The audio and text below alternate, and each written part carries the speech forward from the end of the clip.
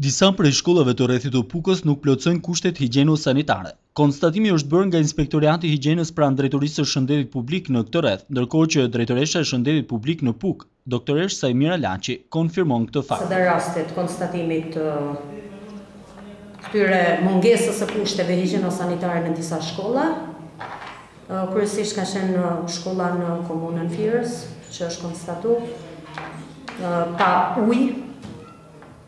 Nyje sanitare do më thonë që uji është domosdoshmëri në shkolla, një shkollë në komunën e Rapes, një shkollë në komunën Blerem, por gjithsesi janë lënë detyrat edhe kryetarët e komunave kanë marrë vendim që këto do t'i rregullojnë për një herë kohor 10 ditor.